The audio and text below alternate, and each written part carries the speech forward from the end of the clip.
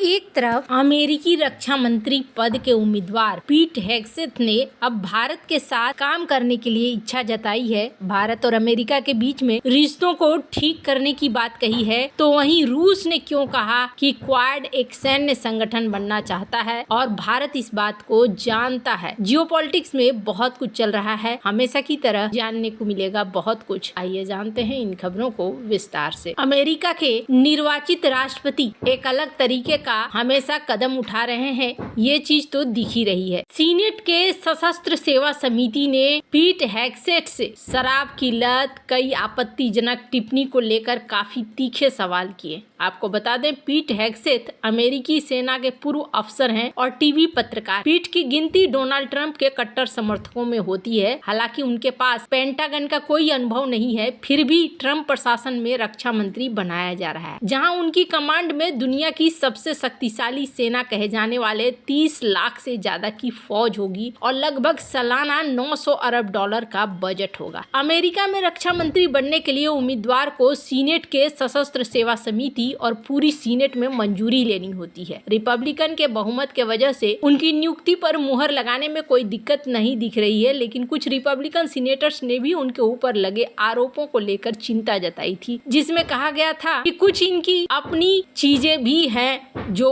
आरोपों के दायरे में आती है। वहीं अमेरिका की सुरक्षा चुनौतियां इस वक्त क्या क्या हैं? तो रूस और चीन, साइबर सुरक्षा, वैश्विक सैन्य उपस्थिति। अब इस बीच इनसे कई तरह के सवाल किए गए, जैसे कि यहाँ पर स्क्रीन पर आप देख सकते हैं। Big audience here. Many of them seem to be patriotic supporters of you, Mr. Hegseth. Some of them seem to be liberal critics of you.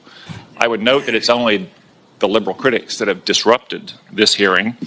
As was my custom during the Biden administration, I want to give you a chance to respond to what they said about you. I think the first one accused you of being a Christian Zionist. I'm not really sure why that is a bad thing. I'm a Christian. I'm a Zionist. Zionism is that the Jewish people deserve a homeland in the ancient Holy Land where they've lived since the dawn of history. Israel को लेकर सवाल किया गया तो इन्होंने सीधे तौर पर कहा कि हाँ जी, मैं सपोर्ट करता हूँ। फिर ये भी कहा गया कि आपके शरीर में एक ऐसा टैटू बना है जो कि क्रिश्चियन समुदाय को संबोधित करता है, तो क्या आप रिलीजियस हैं वगैरह वगैरह। इस पर इन्होंने साफ तौर पर कहा कि हाँ मैं हूँ, लेकिन इसका मतलब ऐसा कुछ नहीं है जिससे कि किसी को दिक्कत हो। पर इन्होंने एक चीज कही है, इन्होंने कहा है कि भारत अमेरिका साझेदारी का पुनर्मूल्यांकन करने के लिए अमेरिकी विदेश और वाणिज्य विभागों के साथ सहयोग करेंगे। राष्ट्रपति डोनाल्ड ट्रंप को इसके अनुसार सलाह देंगे।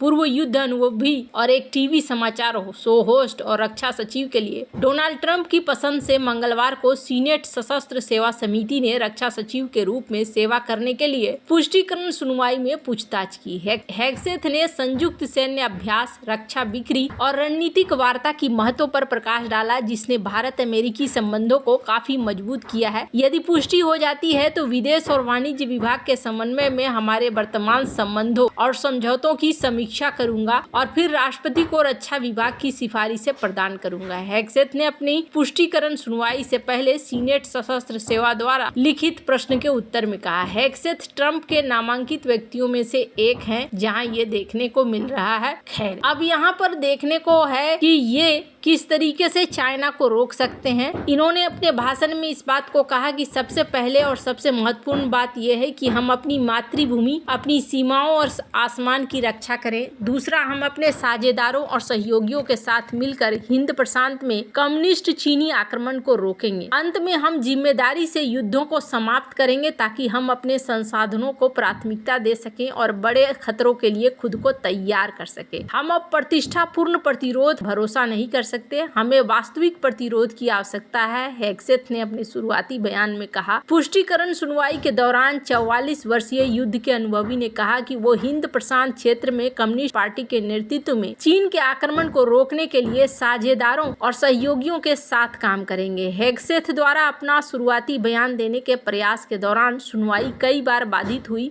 पुलिस ने प्रदर्शनकारियों को समिति कक्ष से हटा दिया। डेमोक्रेट सीनेटर ने हेगसेथ से उनके अनुभव की कमी, महिलाओं और अश्वेत सैनिकों के बारे में उनकी पिछली टिप्पणियों, अत्यधिक शराब पीने वगैरह के आरोपों पर सवाल उठाए। सेना में महिलाओं के बारे में की गई पिछली टिप्पणियों को लेकर उन्हें चुनौती दी गई थी। इसके अलावा हेग्सेथ ने शराब पीने के खबरों पर भी सवालों को खारिज करते हुए इसे बदनाम करने का अभियान बताया। और यहाँ पर ये देखने को मिल रहा है, कह रहे हैं कि वो अमेरिका फर्स्ट की नीति पर चलेंगे। हालांकि स्क्रीन पर कुछ वीडियो देख सकते हैं जिसमें उनके सुनवाई के दौरान बार बार बाधा पैदा हो रही। जहाँ एक तरफ ये सब कुछ चल रहा है, वहीं दूसरी तरफ रूस की तरफ से भी एक चीज चल रही है। और रूसी विदेश मंत्री सरगई लावारोव ने 14 जनवरी को डोनाल्ड ट्रंप के कार्यालय संभालने से कुछ दिन पहले यूक्रेन युद्ध को लेकर सतर्क किया। उन्होंने भारत, जापान, ऑस्ट्रेलिया और अमेरिका के समूह क्वाड पर आरोप लगाते हुए कहा कि ये एक सैन्य मिशन पर है जिससे भारत अच्छी तरह से वाकिफ है। साथ ही रूसी विदेश मंत्री ने वाशिंगटन डीसी पर तुर्क स्ट्रीम गैस पाइपलाइन को बंद करने का आरोप भी लगाया, जिसके जरिए रूसी गैस तुर्की और यूरोप तक जाती है। लावरोव ने मॉस्को में एक संवाददाता सम्मेलन में कहा कि यह सबूत कि लोग जमीनी हकीकतों के बारे में ज्यादा बात करना शुरू कर देते हैं शायद स्वागत योग्य है। उन्होंने कहा कि उनके भारतीय मित्र संयुक्त राज्य अमेरिका की योजनाओं से पूरी तरीके से अवगत थे। इससे एक दिन पहले रूस ने सोमवार को कहा था कि उसने तुर्क स्ट्रीम के बुनियादी ढांचे के हिस्से पर दागे गए 9 यूक्रेनी ड्रोनों को रोका और मार गिराया। रूस ने इसे ऊर्जा आतंकवाद करार दिया था। और अब यहाँ देखने को मिल रहा है, उन्होंने ट्रंप पर निशाना साधते हुए कहा कि अपने पूरे चुनाव अभियान के दौरान ट्रंप ने कहा कि वो युद्ध को जल्द खत्म करेंगे, लेकिन अब वो सीज फायर पर बात भी नहीं कर रहे हैं, जबकि ट्रंप यहाँ के मौजूदा हालात से पूरी तरीके से वाकिफ हैं। लावरोव ने यूक्रेन पर अमेरिका के नवनिर्वाचित राष्ट्रपति डोनाल्ड ट्रंप से शांति के पहल में सहयोग करने की इच्छा व्यक्त की। रूस ने राष्ट्रपति जो बाइडेन द्वारा यूक्रेन को भेजी गई अमेरिकी सैन्य सहायता की आलोचना की और नाटो में अमेरिका के निरंतर भागीदारी के बारे में भी संदेह व्यक्त किया। लावरोव ने कहा कि रूस सर्बियाई तेल कंपनी NIS के भविष्य पर अपनी सर्बियाई दोस्तों के साथ बातचीत कर रहा है। इससे पहले सर्बियाई राष्ट्रपति अलेक्जेंडर वुचिच ने कहा था कि अमेरिकी बैन के बाद रूस की एक तेल और गैस कंपनी गजप्रोम नेफ्ट NIS के स्वामित्व से बाहर निकालने के लिए 45 दिन का वक्त दिया जाएगा। गजप्रोम नेफ्ट के पास वर्तमान में NIS में 50% हिस्सेदारी है, जबकि गजप्रोम के पास 6.15% के शेयर हैं। वहीं 29.87% शेयर सर्बिया सरकार के पास है। खैर, अब यहाँ पर इन्होंने क्वाड को लेकर उंगली उठाना शुरू कर दिया है, जबकि कहा जा रहा है कि जापान के द्वारा